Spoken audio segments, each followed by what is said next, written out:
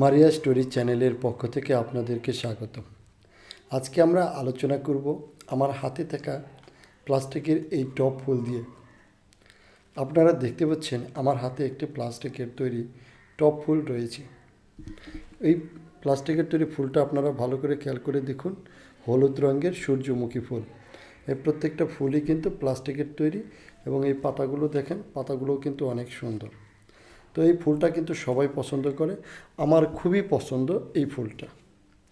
তাই আমি এই দেখেন টবটি গোলাকার সাদা রঙের, অনেক সুন্দর একটি টব। এটা কিন্তু ওজনেও হালকা এবং আকারেও অনেক ছোট। তাই কিন্তু এই টবটি চাইলে ঘরের যে কোনো জায়গায় রাখা যায়। এর জন্য কিন্তু তেমন কোনো পরিচর্যার প্রয়োজন হয় না। বিশেষ করে যারা বিভিন্ন ধরনের কাজে ব্যস্ত থাকেন তারা কিন্তু ঘর সাজাতে, ড্রয়িং রুম সাজাতে, ডাইনিং টেবিল সাজাতে, পড়ার টেবিলে, যে কোনো অফিসিয়াল টেবিলে এই ধরনের প্লাস্টিকের টপ ফুল দিয়ে সাজাতে পারেন। আমার সবচেয়ে পছন্দ এই ধরনের প্লাস্টিকের টপ ফুল। এর আরও একটি কারণ, এটা দীর্ঘদিন পর্যন্ত ভালো থাকে, এটা সহজে নষ্ট হয় না, আর এটার দামও অনেক কম। তাই এটা রাখার জন্য, এটা আকারে ছোট হয়, এটা কিন্তু ঘরে রাখার জন্য আলাদা কোনো জায়গারও প্রয়োজন হয় না। তাই আপনারা যদি মনে করেন যে এই ধরনের টপ ফুল চাইলে কিন্তু আপনারা খুব সহজেই আপনাদের ঘর সাজাতে পারবেন।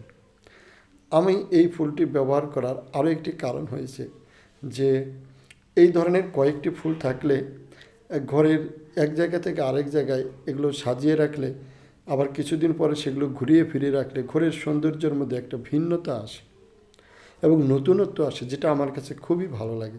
তাই আমি আমার ঘর সাজাতে, ডাইনিং টেবিল বা ড্রয়িং টেবিল, যে কোনো ড্রয়িং রুম সাজাতে, বেডরুম সাজাতে আমি এই ধরনের প্লাস্টিকের টপ ফুল ব্যবহার করে থাকি। আজকের ভিডিওটি আপনাদের কাছে কেমন লাগলো কমেন্টস করে জানাবেন। যদি কোনো মন্তব্য থাকে সেটাও কমেন্টস করে জানাবেন। আর যদি আজকের ভিডিওটি আপনাদের কাছে ভালো লাগে তাহলে এই ভিডিওতে একটি লাইক দিয়ে চ্যানেলটি সাবস্ক্রাইব করে দিবেন। আপনাদের সাথে আবারও দেখা হবে নতুন কোনো ভিডিও নিয়ে।